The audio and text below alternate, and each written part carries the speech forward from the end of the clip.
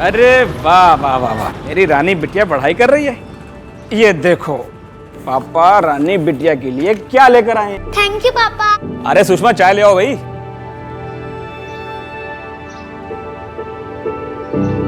Mummy ये सवाल समझ नहीं आना, समझाना प्लीज। बेटा अभी नहीं, मैं खाना बना लूं फिर बताती हूँ। ठीक, मैं समझाता हूँ।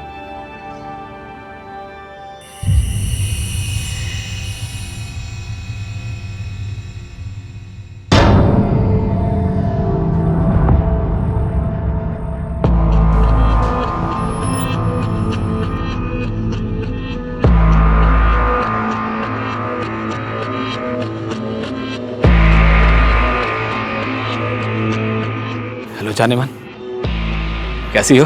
जैसे बिन पानी की मछली तड़प रही थी। कब से तुम्हारे फोन का इंतजार कर रही थी मैं। अच्छा सुनो ना, पहना क्या तुमने आज? नेल पेंट लगा रही हूँ। कपड़ों का बाद में बताऊंगी, अभी तक कुछ डिसाइड नहीं किया। कसम से स्वीटी, बहुत दिल कर रहा तुमसे मिलने का, तुमसे सामने देखने का, छूने का बहुत मन कर रहा। मिलो ना एक बार प्लीज। तो आ जाइए। देर किस बात की है, कर लीजिए अपनी हसरतें पूरी। सच बोल रही हो ना? मैं अभी आ जाऊंगा, बता रहा हूँ। कहाँ मिलना मुझे बताओ, तुम अभी आता हूँ। रुको, एक फोटो भेजिए सिर्फ तुम्हारे लिए। क्या दिख रही हो स्वीटी, व्हाट अ स्माइल। कसम से तुम्हारी यादें किसी दिन जान ले लेंगी मेरी। शर्मा जी आपका टाइम खत्म होने आया, एक्सटेंड कर लीजिए। सुनो स्वीटी, कल ना मुझे सुबह बहुत अर्जेंट मीटिंग है एक। मैं मतलब तुमसे कल बात करूं? अरे आपने तो दिल तोड़ दिया, आज सिर्फ 5 मिनट। मन तो नहीं है पर क्या करूं, मजबूरी है। अच्छा स्वीटी सुनो, एक किस दो ना मुझे। दोहरी जिंदगी जितनी कठिन होती है उतने ही भयंकर उसके दुष्परिणाम भी होते हैं। विनाश का ये वो द्वार है जो आज नहीं तो कल खुलता है, और जब खुलता है तो वो अपने साथ तबाहियों का ऐसा सैलाब लेकर आता है जिससे कई जिंदगियां उजड़ जाती हैं। नमस्कार, मैं आशुतोष राणा, क्राइम पेट्रोल सतर्क में आप सभी का हार्दिक स्वागत करता हूं। आज मैं लेकर आया हूं एक ऐसा केस जिसमें अपराध की जड़ें इतनी जटिल थीं जिसकी गहराई तक पुलिस वक्त रहते पहुंच नहीं पाई। परिणाम स्वरूप अपराधी अपनी दोहरी जिंदगी का फायदा उठाकर सरेआम घूमता रहा और अपने नापाक इरादों को अंजाम देता रहा। इन अपराधों के पीछे छिपे हुए उस चेहरे तक क्या पुलिस कभी पहुंच पाएगी? ऋषि, तुमने बुलाया था? हाँ, तुमने लीव के लिए एप्लीकेशन दिया था ना? हाँ। अप्रूव हो गई। Rishi thank you so much, you are such a darling. Rishi, ये सब क्या है? Termination letter? तुम ऐसा कैसे कर सकते हो? मैंने तुम्हें बताया था मेरे घर पे कितनी प्रॉब्लम चल रही है, फिर भी तुमने ऐसा किया। रोहन, प्रॉब्लम सबकी लाइफ में होती है। अभी कंपनी सबकी प्रॉब्लम सुनने बैठी कि तो कंपनी का दिवाला निकल जाएगा यार। क्या बकवास कर रहे हो? हाँ, तुम यहाँ लोगों की छुट्टियां बांटते फिर रहे हो और तुमने मुझे नौकरी से निकाल दिया। ऋषि, हाथ कैसे लगा तुमने? मैं तुम्हें छोड़ूंगा नहीं। यार, मैं तुझे छोड़ूंगा नहीं ऋषि, कंपनी में तुझे छोड़ूंगा नहीं। याद रखना। ये हो गया मेरा सूरज रेडी। ममता जल्दी करो यार, लेट हो रहा है, मंडे ट्रैफिक हो जाएगा। हाँ हाँ, आ गई आ गई आ गई। कैसी लग रही हो? अच्छी लग रही है। बस ममता ये गजरा निकाल दो यार, प्लाजा होटल में सही नहीं रहेगा। सरप्राइज! हैप्पी बर्थडे दीदी। Thank you. हैप्पी बर्थडे भाभी।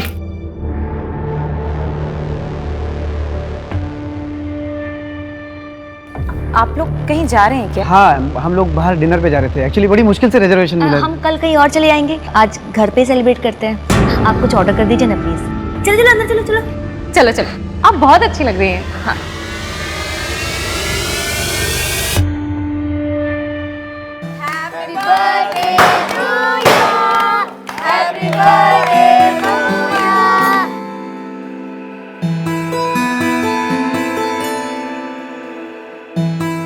ऋषि, तेरा वो क्रिप्टो करेंसी का रेट कितना बढ़ा? कल तक बढ़ा हुआ था यार, लेकिन आज थोड़ा मार्केट डाउन है। मार्केट है, ऊपर नीचे होता रहता है, लेकिन डिजिटल करेंसी इंडिया का फ्यूचर है। सही है यार।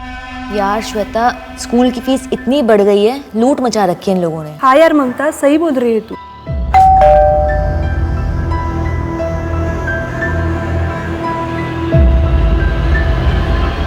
कहाँ है मेरी ब्यूटीफुल भाभी?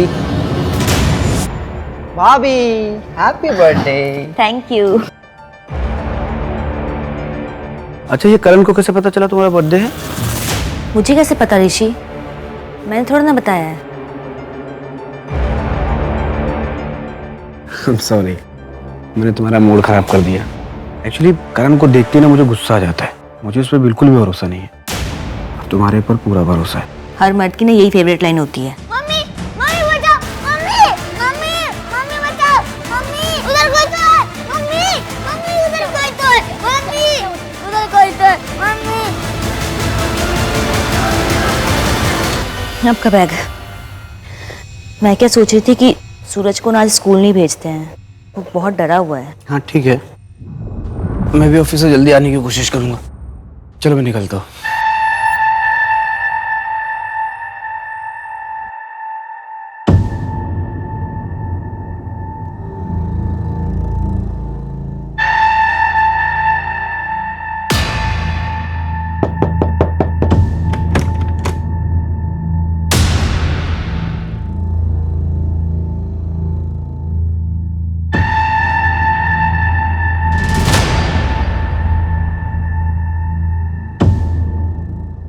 बाय।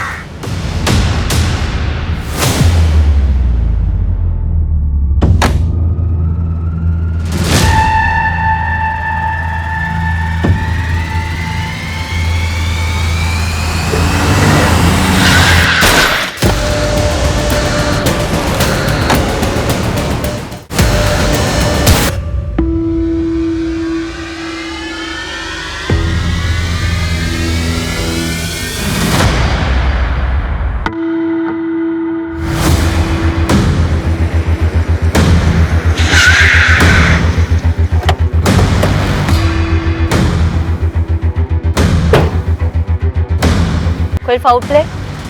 नहीं मैडम, विक्टिम का नाम ऋषि व्यास था। एक काम करो, फैमिली को इन्फॉर्म कर दो और एक्सीडेंटल डेथ रिपोर्ट फाइल कर दो। Okay madam.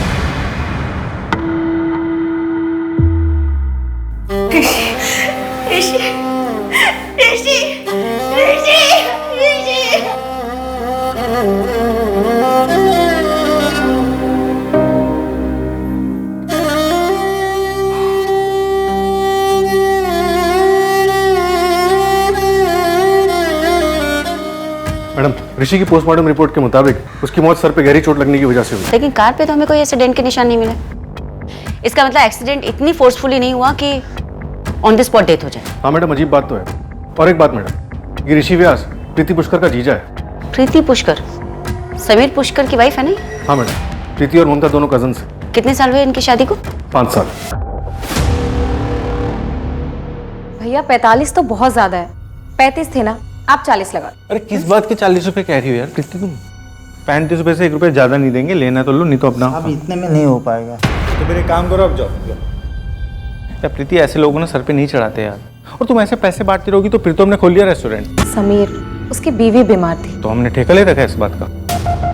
अच्छा ठीक है, तुम गुस्सा मत हो, तुम बैठो, मैं चाय लेकर आती हूँ। सुनो प्रीति, आज शाम को तुम ममता दीदी के यहाँ पे जा रही हो ना? हाँ तो आते हुए ऑटो मत करना, मैं तुम्हें बाइक से पिक करूंगा। ठीक है।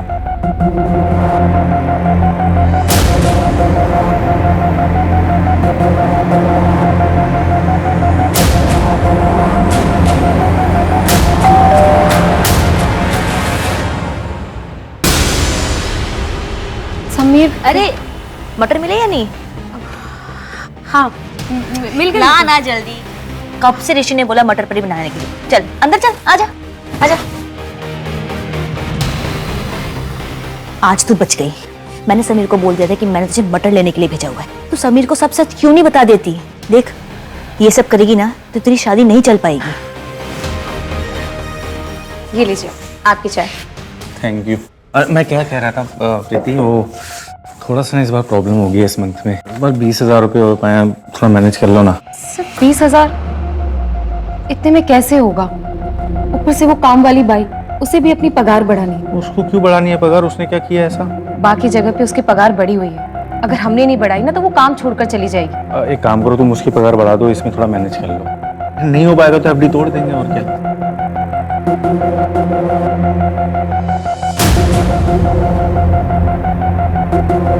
समीर, डॉक्टर ने बोला है कि अगर इस बार भी मैं प्रेग्नेंट नहीं हुई तो आईवीएफ कराना पड़ेगा।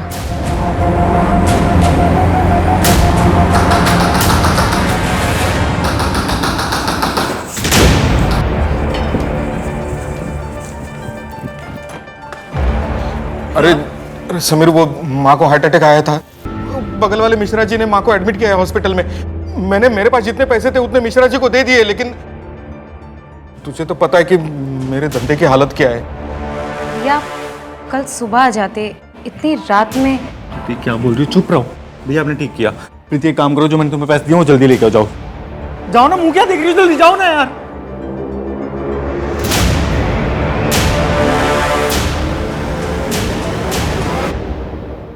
लेकिन तरुण भैया की भी तो कोई जिम्मेदारी बनती है ना, सब कुछ तुम ही क्यों करते हो? समीर, तुम समझते क्यों नहीं हो कि अगर हमें आईवीएफ कराना पड़ा तो बहुत खर्चा आएगा, ऊपर से बच्चा पालने की जिम्मेदारी भी तो होगी। इसलिए अपने आप को दिन रात घिस रहा हूँ ताकि अपने रेस्टोरेंट खोलने का सपना पूरा कर सकूं। मुझे नहीं चाहिए कोई रेस्टोरेंट, ये मेरा सपना कभी नहीं था। समझ में आया तुम्हें? तुम अच्छी कुक हो, इसलिए मैंने रेस्टोरेंट खोलने का फैसला किया था। हाँ, ये फैसला तुम्हारा था। मुझसे पूछा तुमने? मुझे नहीं बनना कोई शेफ, समझ में आया? ठीक है, फिर मुझे भी नहीं करनी जॉब, नहीं रहना मुझे ऑफिस में, नहीं करना एक्स्ट्रा आवर्स काम, नहीं सुननी मुझे बॉस की गाली। करता हूँ ना मजबूरी में, नहीं करना चाहता हूँ। इतना अपसेट और डिप्रेस रहता हूँ, फिर भी जाके नाइट में स्टैंड अप कॉमेडी करता हूँ। क्यों? क्योंकि मुझे घर चलाना है। और एक बात याद रखना प्रीति, आगे से मेरे घर वालों को एक शब्द मत बोलना तुम बस। तुम्हारा भाई और तुम्हारी माँ दोनों ही तुम्हारा इस्तेमाल कर रहे हैं, समझ में आया? बस यही कर सकते हो तुम। ये जिस घर में तुम रह रहे हो ना, मेरे पापा का दिलाया हुआ है, वरना तुम्हारे पास तो रहने के लिए घर भी नहीं था। लूजर हो तुम, ना मुझे बच्चा दे सके, ना ही लाइफ में कुछ कर सके। चले क्यों नहीं जाते मेरी लाइफ से तुम?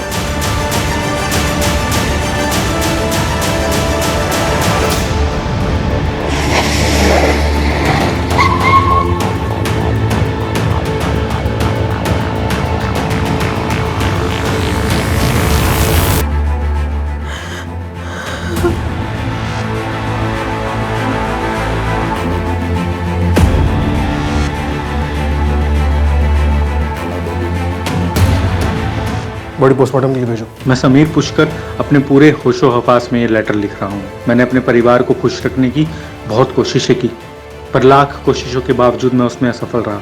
शादी के 5 साल बाद भी मैं अपनी वाइफ को बच्चा नहीं दे पाया। शायद कमी मुझ में ही है, इसलिए मैं आत्महत्या कर रहा हूँ। इसका जिम्मेदार कोई और नहीं, सिर्फ मैं हूँ। प्रीति, तुम अपना ख्याल रखना।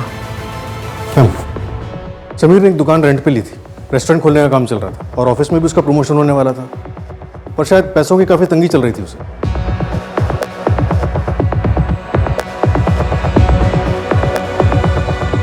प्रीति, मैं तुम्हारी हालत समझ सकती हूँ, लेकिन हमें इस सुसाइड लेटर से मैच करने के लिए समीर के हाथों लिखा हुआ कोई भी किताब, अकाउंट बुक, कुछ भी जिसमें वो कुछ लिखता हो, ऐसा कुछ मिल सकता है? समीर की एक डायरी है जिसमें वो अपने स्टैंड अप कॉमेडी की स्क्रिप्ट लिखता था। प्लीज।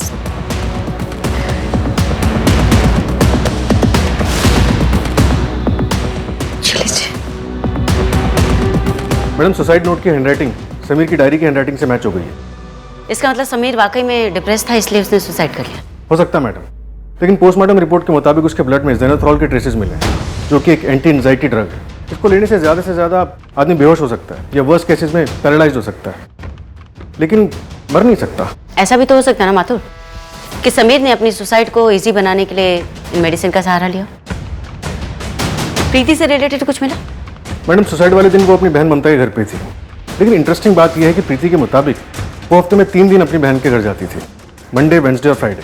लेकिन उसके कॉल रिकॉर्ड चेक करने पे पता चला कि वो कल के अलावा अपनी बहन के घर थी ही नहीं। तो ये प्रीति झूठ बोलकर जाती कहाँ थी? उसकी call location main market area की है। एक काम करो माथुर, मार्केट में उसकी फोटो घुमाओ, अगर वो रेगुलर थी तो किसी न किसी ने तो देखा ही हो। Okay madam. इससे पहले आप कोई भी उल्टी सीधी बात सोचें, मैं आपको पूरी सच्चाई बता देती हूँ। मंडे, वेडनेसडे और फ्राइडे मेरे लॉ क्लासेस होते हैं। ये मनीष है, मेरा फ्रेंड, लॉ क्लासेस में मेरे साथ ही पढ़ता है। आप चाहे तो मेरी क्लासेस के नंबर ले सकती हैं। वहाँ जाकर आप तसल्ली कर सकती हैं। तो तुम अपने पति समीर को झूठ क्यों बोलती थी? क्योंकि वो नहीं चाहते थे कि मैं लॉ करूं। वो मुझे अपने रेस्टोरेंट में शेफ बनाना चाहते थे, लेकिन मुझे लॉ करना था। मैं उन्हें हर्ट भी नहीं करना चाहती थी। मैम, आपके और कोई सवाल है तो आप मुझसे डायरेक्टली पूछ सकती हैं। ठीक है, तो डायरेक्टली ही पूछ लेती। कहीं ऐसा तो नहीं कि तुमने अपने पति समीर को मार दिया और उसकी मौत को सुसाइड का नाम देने की कोशिश कर रही हैं? ये क्या बोल रही हैं मैम आप? मैं अपने पति से बहुत प्यार करती हूँ। वो डिप्रेस थे, इसलिए उन्होंने सुसाइड किया। मुझे छोड़।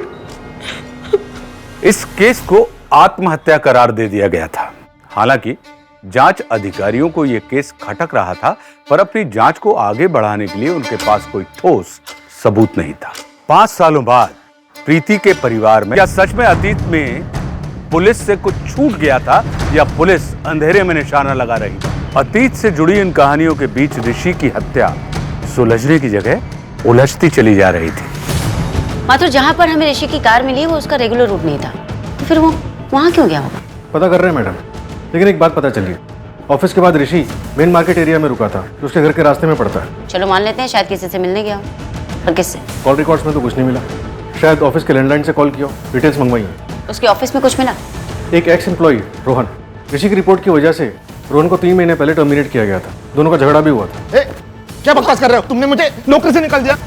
मैं तुझे छोड़ूंगा नहीं ऋषि, मैं तुझे छोड़ूंगा नहीं। मुझे नौकरी से निकाल दिया, इसलिए मैं ऋषि को मार दूंगा। कुछ भी बोल रहे हैं आप लोग। 3 महीने हो गए तुम्हें टर्मिनेट हुए हुए। उसके बाद तुमने कई इंटरव्यूज दिए, लेकिन तुम्हें जॉब नहीं मिली। इसका जिम्मेदार तुम कहीं ना कहीं ऋषि को ही मानते होंगे। आप लोगों को नहीं लगता? मुझसे ज्यादा श्रुति के पास रीजन था। Rishi, thank you so much, you are such a darling. Madam, Rishi के मोबाइल से ऑनलाइन वीकली पैसे ट्रांसफर हो रहे थे सपना माथुर को। सपना माथुर? और हादसे वाले दिन ऋषि सपना माथुर से ही मिलने गया था मार्केट एरिया में। मैं साइकेट्रिस्ट हूँ। ऋषि के बेटे सूरज का ट्रीटमेंट कर रही हूँ। उसको नाइट टेरर्स आते हैं। मम्मी उधर कोई तो। बेटा कोई नहीं, पापा है ना यहाँ पे। कब से? पिछले 6 महीने से।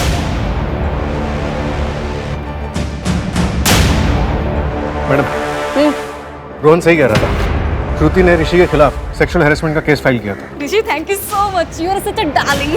और उसको 2 महीने बाद श्रुति को कंपनी से निकाल दिया गया। फिलहाल उसका एड्रेस ट्रेस कर रहे हैं, उसने शहर चेंज किया। मैडम एक बात है, प्रीति की शादी कर ली मैडम। गुड, लाइफ में मूव ऑन हो गई। लेकिन मैडम उसने मनीष से शादी की। ये मनीष है, मेरा फ्रेंड।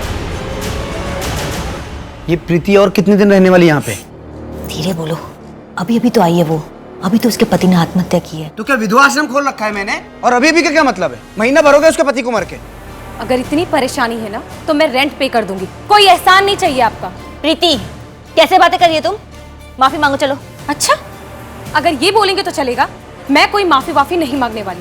प्रीति, निकल जा अभी के अभी, इससे पहले मैं तुझे धक्के मार के निकाल दूं। निकल जा। दीदी, जीजू बहुत गुस्से वाले थे, पर पूरे घर को संभाल कर रखते थे, और अब आपको संभालना है, सूरज को। आप प्लीज हिम्मत से काम लीजिए। ऑफ कोर्स मैम, मैं ऋषि के साथ ही काम करता था। पूरे ऑफिस को पता था कि श्रुति ने कंप्लेंट की, लेकिन ऋषि का कहना था कि श्रुति ने उसे सेक्सुअल फेवर ऑफर किया था प्रमोशन के लिए। प्रथमेश, आप कंपनी में सेक्सुअल हैरेसमेंट कमेटी में भी थे, लेकिन श्रुति के कंप्लेंट करने के 2 महीने बाद आपने उसे रिजाइन करने के लिए कहा। हाँ, उसके पीछे एक वैलिड रीजन था। हाँ, मेरे हस्बैंड की डेथ ऑन ड्यूटी हुई थी। रेलवे डिपार्टमेंट में कंपनसेशन के लिए ऑफिसर ने पहले मुझसे पैसे मांगे थे, और फिर सेक्सुअल फेवर भी। देखिए मैडम, मैं सच कह रही हूँ, ऋषि ने मेरे साथ जबरदस्ती करने की कोशिश की थी। ऋषि, तुमने बुलाया था? हाँ श्रुति, आओ बैठो। How are you? I'm good. Good. ये रहा तुम्हारा प्रमोशन लेटर।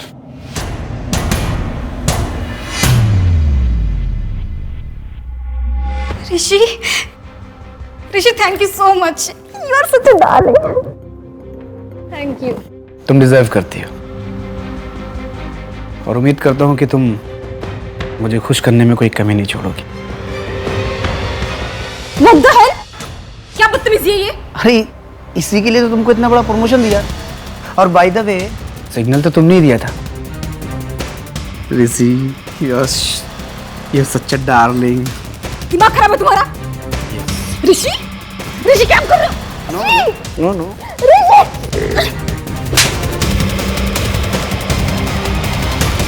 देखो श्रुति, तुम्हारे पास दो ऑप्शन हैं। या तो तुम ये केस कंटिन्यू करो या फिर खुद रिजाइन दे दो।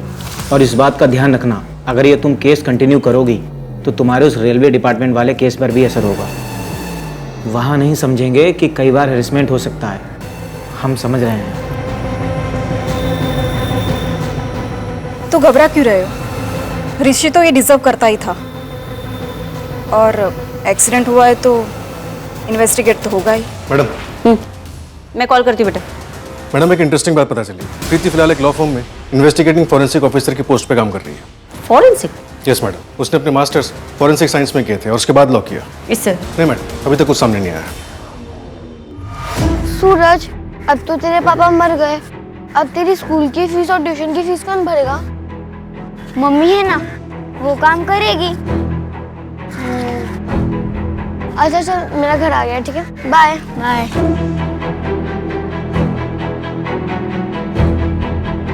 तुम अकेले क्यों आई? कहा था ना मैं आऊंगी लेने। सूरज था मेरे साथ, टीचर को कोई बाहर जाना था, मैं अकेली कहाँ वेट करती। अच्छा सुनो, फ्रिज में खाना रखा है, खा लेना। अब मैं 1 घंटे के लिए बाहर जा रही हूँ, दरवाजा मत खोलना। हाँ। इसका कितना मिलेगा? इसका तो सिर्फ 20,000 मिलेगा। ठीक है, चलेगा, दे दो।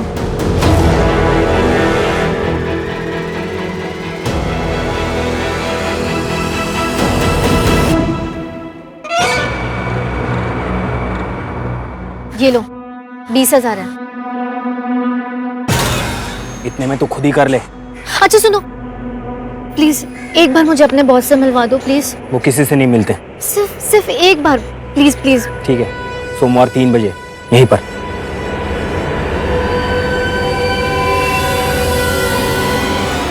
ये देखिए मैडम, ये ब्लड मार्क्स है। इसका मतलब एक्सीडेंट नहीं है, अटैक हुआ है।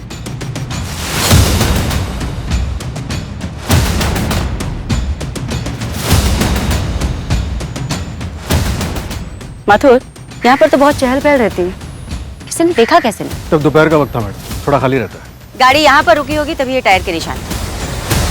यहाँ पर ऋषि पर अटैक हुआ होगा। ऋषि अपने आप को बचाता हुआ, अगर ये सोची समझी साजिश है माथुर, तो कातिल बहुत ही शातिर है। पापा छोड़ो मुझे, छोड़ो पापा, प्लीज छोड़ो मुझे, छोड़ो पापा।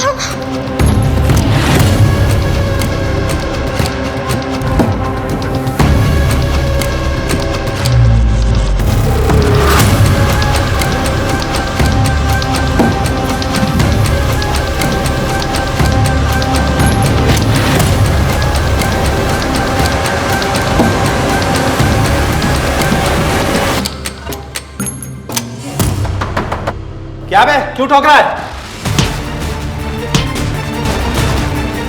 हार्दिक, कौन है ये? तुमने क्या किया इसके साथ? वो इसको मार देता था।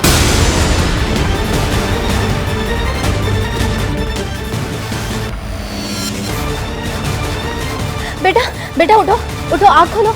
हम हैं तुम्हारे साथ, ठीक है? कुछ नहीं होगा तुम्हें।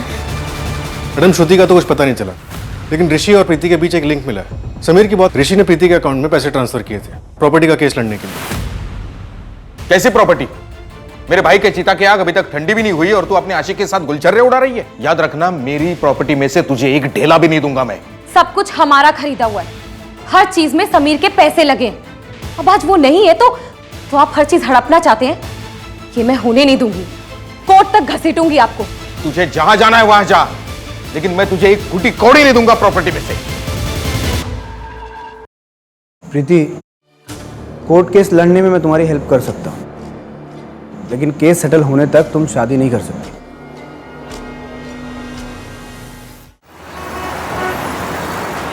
कसम से स्वीटी, आने जा रहा है, प्लीज एक बार मिल लो ना, एक बार। मैं तुमसे मिलने के लिए कुछ भी कर सकता हूँ, कुछ भी कर सकता हूँ। कुछ भी? हाँ, मैं 3 गुना पैसे दूंगा। एक बार मेरी हो जाओ, 30,000 दूंगा। अच्छा, 50,000? डन। होटल ब्लू में। ठीक है, परसों रात में 10 बजे मिलो।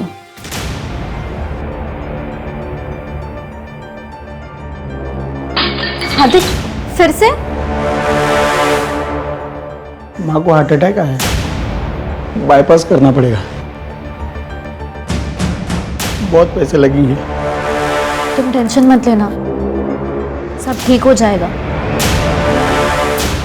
मैडम, ऋषि क्रिप्टो करेंसी में ट्रेडिंग करता था। उसके लिए उसने टोटल 1.5 करोड़ रुपए उठाए थे। 90 लाख घर पे लोन से और 60 लाख दूसरे इन्वेस्टर से। इतनी बड़ी इन्वेस्टमेंट? पता करो किस किस से पैसे लिए थे। मैडम 20 लाख तो उसने छोटे मोटे इन्वेस्टर से लिए थे और बाकी 40 लाख अपने ऑफिस के दोस्त प्रथमेश से। देख ऋषि, मुझे पता है क्रिप्टो करेंसी मार्केट बहुत ऊपर गया है, मुझे प्रॉफिट पे कम से कम 30% चाहिए। तेरा दिमाग खराब हो गया प्रथमेश। तूने मुझे 40 लाख रुपया दिया था, वो भी 10% इंटरेस्ट पे। अभी मार्केट में लॉस हो या प्रॉफिट, उससे तेरा कोई लेने देना नहीं है। क्यों नहीं लेना देना भाई? तूने जो प्रॉफिट कमाया ना, मेरे पैसों से कमाया है। क्या कर रहा है? हाँ? ये तेरा 40 लाख 10% इंटरेस्ट के साथ तेरे अकाउंट में आ गया। चेक कर, अभी तेरा मेरे हिसाब क्लियर, ठीक है?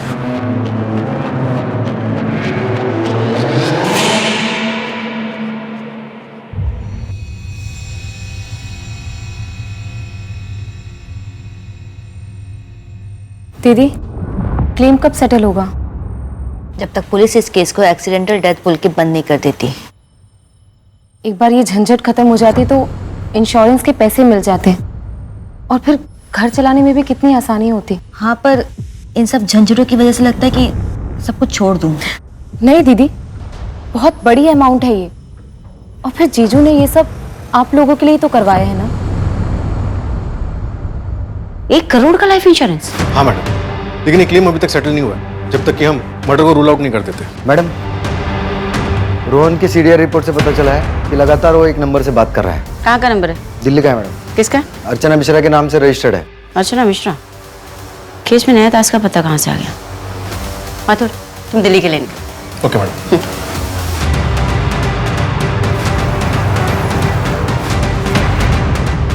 श्रुति जी, आप कौन? अर्चना मिश्रा कौन है? मेरी बड़ी बहन है। पर बात क्या है? हाँ, मैं रोहन के कांटेक्ट में थी, दोस्त है मेरा। पर इसका मतलब ये नहीं कि हम दोनों ने मिलकर ऋषि को मार दिया है। मैंने आपसे ये तो नहीं पूछा। तो पूछेंगी। अब दिल्ली से मुझे यहाँ पे गोलगप्पे खाने के लिए तो बुलाया नहीं होगा। बहुत स्मार्ट है, तो सच भी खुद ही बता दीजिए। सच ये है कि मैंने कुछ नहीं किया। मैं सिर्फ ऋषि की लाइफ हेल बनाना चाहती थी, इसलिए रेजिग्नेशन देने के बाद मैं उसकी वाइफ को मिलने गई थी जब ऋषि आउट ऑफ स्टेशन था कॉन्फ्रेंस के लिए। ममता, मैं तुम्हें ये बताने के लिए आई हूँ कि तुम्हारा हस्बैंड एक नंबर का लीचड़ इंसान है। उसने मुझे हरास करने की कोशिश की और जब मैंने उसको मना किया ऑफिस। ये क्या है? ये किसने किया? क्या चाहिए आपको? आप ये बताइए। ऋषि ने किया ना ये? साला कमीना, तुम्हारे साथ भी? देखिए, आप जो भी हैं मेरे पति के बारे में उल्टा सीधा मत बोलिए प्लीज। ममता, तुम कैसी औरत हो? जिससे मार खाती हो उसी की पूजा करती हो। छोड़ दो उसे। अपनी बकवास बंद करो एंड प्लीज दोबारा यहाँ मत आना, प्लीज।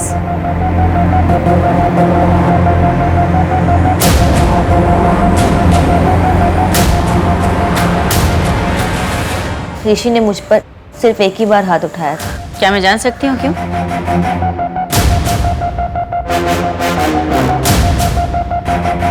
कॉफी। थैंक यू भाभी। अच्छा, तो मेरे पीठ पीछे सूरज की पढ़ाई के नाम पे ये सब चल रहा है घर में। चलता हूँ। कैसी बातें कर रहे हो तुम? भाभी बोलता है वो मुझे। क्या ऋषि ने कभी सूरज पर भी हाथ उठाया था? नहीं मैम, ऋषि एक बहुत अच्छे पिता थे। उस दिन वो नशे की हालत में थे, इसलिए उनसे गलती हो गई थी। वो बहुत शर्मिंदा थे। श्रुति ने तो आज मुझे फंसा ही दिया था। पर तुम टेंशन क्यों ले रही हो? तुमने कुछ किया है क्या? चेहरा तो देखा होगा उसका। नहीं सर, मुंह पर उसने कपड़ा बांध कर रखा था और जाते वक्त कब गई पता भी नहीं चला, लेकिन उस लड़की के पीठ पे सिगरेट से जलता है वैसा निशान था।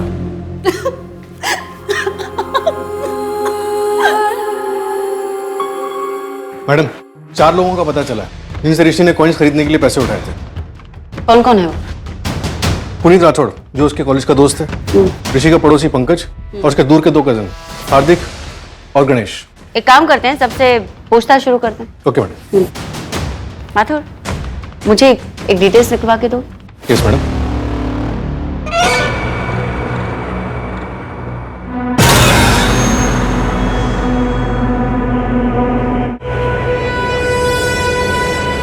कहाँ है तुम्हारे बॉस? मुझे उनसे मिलना है। ये तुम बॉस हो? हाँ तो बोल, क्या काम था? देखो मेरे पास सिर्फ 20,000 है, प्लीज मेरा काम कर दो। ए बेवकूफ औरत, मना किया था ना तुझे, इतने कम में नहीं होगा। मुझे लगा तू और पैसे लेकर आएगी। देख, कम से कम 1 लाख रुपए लेते हैं, तेरे लिए 50,000 कर देंगे, इससे कम नहीं होगा। जब होगा तब आना। ठीक है।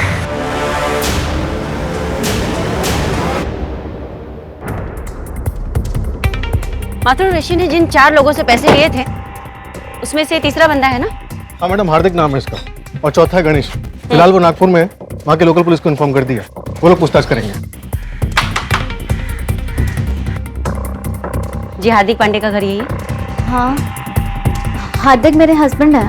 बुलाइए उन्हें। ऋषि व्यास मर्डर केस को लेकर उनसे कुछ पूछताछ करनी है। लेकिन हार्दिक का तो 20 तारीख को किडनैप हो गया है।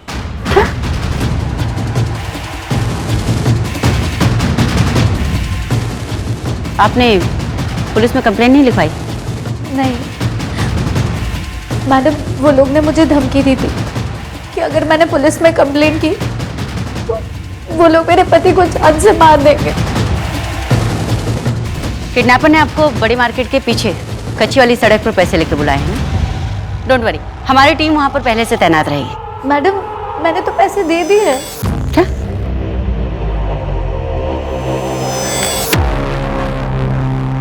वो लोग आज मेरे पति हार्दिक को छोड़ने वाले थे, लेकिन वो अब तक घर नहीं आए। माथुर, लोकल पुलिस स्टेशन को इस केस के बारे में अपडेट करो। Okay madam. क्या हार्दिक का कनेक्शन पहले किसी मर्डर केस में था? जी मैडम, जगत शर्मा नाम था विक्टिम का, कंपनी में काम करता था। छानबीन करने में ये पता चला कि जगत किसी ड्रीम गर्ल नाम की साइट का कस्टमर था, और ये ड्रीम गर्ल साइट हार्दिक के नाम रजिस्टर थी। ये तो हनी ट्रैपिंग का केस है। हाँ मैडम, एक लड़की ने मर्डर किया था। हालांकि होटल का कोई भी स्टाफ उसका चेहरा नहीं देख पाया, क्योंकि उस लड़की ने अपना मुंह कपड़े से ढका हुआ था। हार्दिक का आईपी एड्रेस हम ट्रैक कर ही रहे थे, उसके पहले ही उसका किडनैप हो गया। माथुर, इस हार्दिक का नाम हमारे यहाँ, हम उससे सवाल करने वाले होते हैं और वो किडनैप हो जाता है। कहीं ऐसा तो नहीं कि कोई हमें गुमराह करने की कोशिश कर रहा है? मैडम, आप कहना चाहती हैं कि हार्दिक की किडनैपिंग फेक थी? हाँ, प्रीति बोल रही हूँ। मिलो ना एक बार।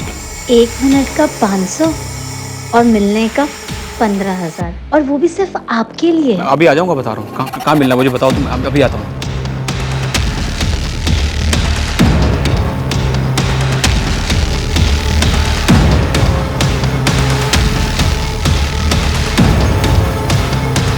मैडम, हार्दिक की लास्ट बात उसकी वाइफ से यानी कविता से हुई थी।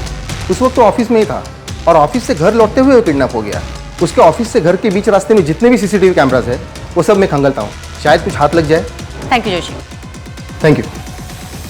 माथुर, इस हार्दिक और कविता की बेटी साक्षी। हार्दिक और कविता की अपनी बेटी नहीं। हार्दिक ने साक्षी को उसके बाप से 2 साल पहले रेस्क्यू करवाया था। उसके बाद हार्दिक और कविता ने साक्षी को लीगली अडॉप्ट कर लिया।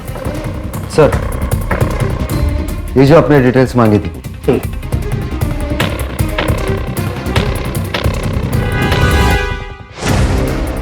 मैडम,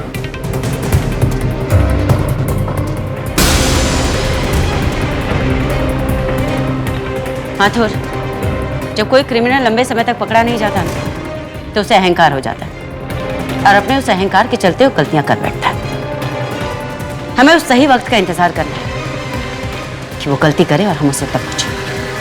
अहंकार में तीनों गए, कुल गौरव और वंश। ना मानो तो देख लो, रावण, कौरव, कंस। हमें हमारे कर्मों की सजा मिलती है। समय सर्वशक्तिमान है। आपका मित्र कौन है, आपका शत्रु कौन है, ये बात सिर्फ समय ही बता सकता है। हाय साक्षी।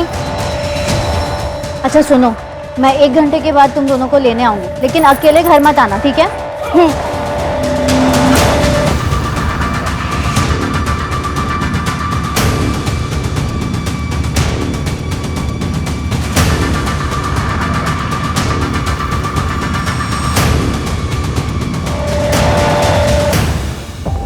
माथुर, मालती, प्रीति की माँ, समीर पुष्कर, प्रीति का हस्बैंड, पंकज ठाकुर, प्रीति का कजिन, संतोष मिश्रा, प्रीति के कजिन का देवर, ऋषि व्यास, प्रीति का जीजा, पीयूष, प्रीति का कजिन, एंड हार्दिक पांडे, ऋषि का कजिन।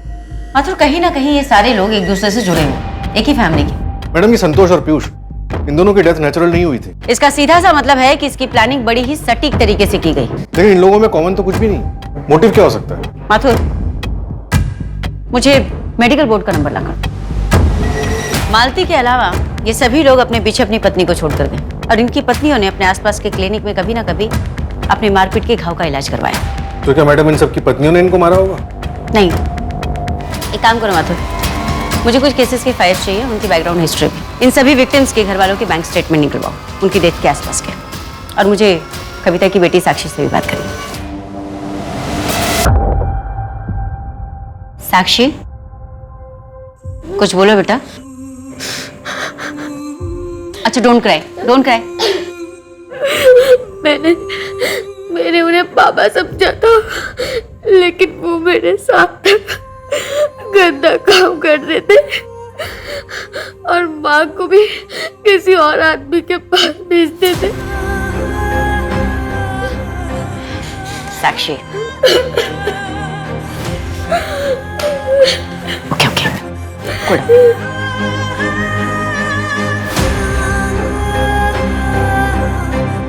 ए, रुक।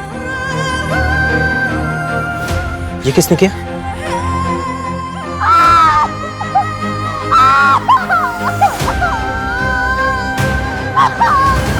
माँ को हार्ट अटैक है, बाईपास करना पड़ेगा, बहुत पैसे लगेंगे।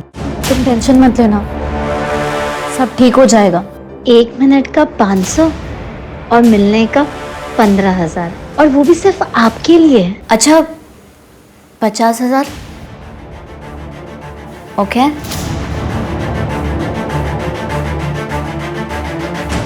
कल की बुकिंग है, मोटी पार्टी है, 50,000 मिलेंगे। देखो, तुम जो बोलोगे ना वो सब मैं कर लूंगी। प्लीज प्लीज ये सब मत कराओ। ए, चुप। तुम रुको, मैं भी आता हूँ।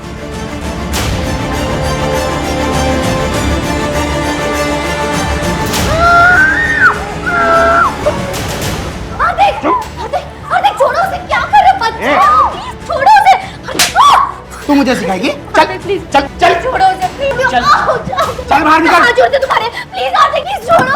आर्थिक, खोलो दरवाजा, प्लीज प्लीज। मैं छोड़, प्लीज छोड़ दो, छोड़ दो।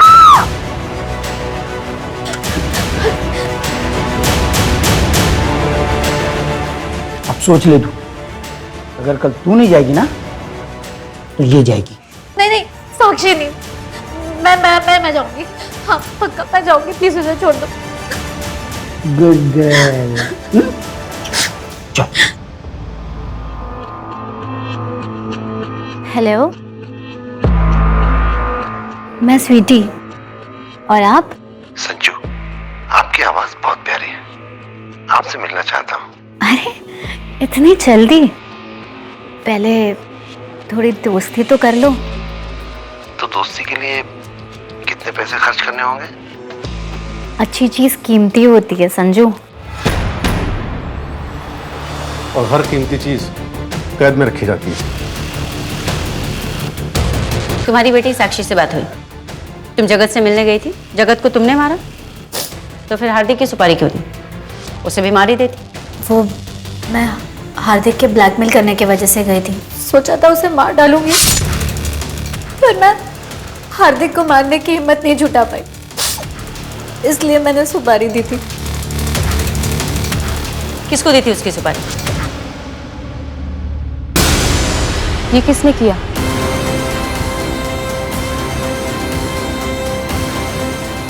ये मेरे पति ने किया। मेरी बेटी के शरीर पे भी ऐसे जख्म दिखेंगे। तुम मुझे 10,000 कम देना, लेकिन उस हार्दिक कमीने को मैं तड़पा तड़पा के मारूं। मुझे माफ कर दो। ड्रीम गर्ल की साइट तुम चलाती थी? हार्दिक के मरने के बाद वो साइट मैं चलाती थी। क्यों मारा समीर को?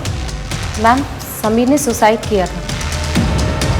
ये लेटर जो समीर ने अपनी छुट्टी के लिए अपनी कंपनी को लिखा था, उसकी ओरिजिनल हैंडराइटिंग, ये उसका सुसाइड नोट,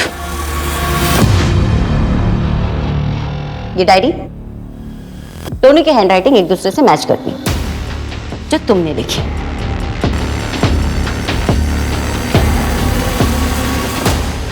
तुम सोच रहे हो कि हमें कैसे पता चला? तुम्हारे हाथों लिखा गया महानगर पालिका के लिए लेटर, यानी कि तुम्हारी ओरिजिनल हैंडराइटिंग, जो सुसाइड नोट और इस डायरी से मैच करती है जिसे तुमने समीर की डायरी बताई थी। जब हमें पता चला कि तुमने फॉरेंसिक में मास्टर्स किए, तो हमने अपनी इन्वेस्टिगेशन के दायरे बदल दिए। अब बताओ समीर को क्यों मारा? चलाती है, हाँ? और ऋषि को भी तुमने ही मारा ना? वो तो अच्छा इंसान था ना? अच्छा इंसान? ऋषि शराब के नशे में मुझे हर रोज पीटता है। प्रीति, मुझे उससे छुटकारा चाहिए। मैं तुम्हें 4 लाख तक दूंगी। जिस तरह से तुमने अपने पति से छुटकारा पाया है, मुझे भी दिला दो please.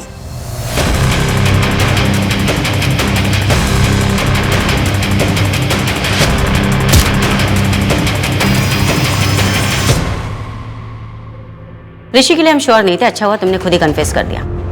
Suicide, poison, fake kidnapping, accident और फिर मर्डर। इतनी सब प्लानिंग क्यों? किस लिए? हमें गुमराह करने के लिए या पैसे के लिए? पैसे और सेटिस्फेक्शन दोनों के लिए। सोशल सर्विस कर रही थी मैं। ऐसे पतियों को जीने का कोई हक नहीं जो अपनी पत्नियों पर जुल्म ढाते हो। तो तुम in house husband killer. Domestic violence गलत है, लेकिन उसके लिए कानून व्यवस्था है। उनके खिलाफ केस हो सकता है, कानून उन्हें उनकी सजा देता। तुम होती कौन हो? डोमेस्टिक वायलेंस के कितने अपराधी जेल में रहते हैं मैडम? कानून हाथ में लेना इंसाफ नहीं होता प्रीति।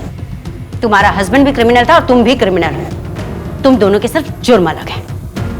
बाकी के 6 विक्टिम्स को भी तुम दोनों ने ही मारा ना? और कितने मर्डर्स किए तुम दोनों ने? तुम एक मासूम औरत थी, डोमेस्टिक वायलेंस की शिकार, लेकिन आज देखो अपने आप को, तुम एक खूंखार अपराधी बन चुकी हो। भारत में घरेलू हिंसा की जड़ें काफी गहरी हैं और ये व्यापक रूप से प्रचलित है। नेशनल क्राइम रिकॉर्ड्स 2019 की रिपोर्ट के अनुसार महिलाओं के खिलाफ अपराधों के सभी 4,05,000 मामलों में से अधिकांश यानी कि लगभग 30.9% मामले धारा 498A के तहत दर्ज हुए हैं। इस धारा के तहत सिर्फ वही मामले दर्ज किए जाते हैं जिसमें पति या उसके रिश्तेदारों द्वारा क्रूरता की जाती है। हालांकि महिलाओं के खिलाफ अपराधों का सबसे बड़ा हिस्सा होने के बावजूद घरेलू हिंसा को कम रिपोर्ट किए गए अपराधों के रूप में जाना जाता है। जो प्रीति और ममता ने किया वो कभी सही नहीं हो सकता। जिस वक्त उन दोनों ने अपराध करने का फैसला किया, उसी वक्त से वो दोनों पीड़िता नहीं बल्कि शातिर अपराधी बन गए। अब मैं आशुतोष राणा विदा लेता हूं आपसे। हम फिर मिलेंगे एक ऐसी ही कहानी के साथ जो आपको रखेगी सतर्क और जिंदगी को सुरक्षित। तब तक अपना और अपने परिवार का ख्याल रखिए और देखते रहिए क्राइम पेट्रोल। सतर्क। जय हिंद।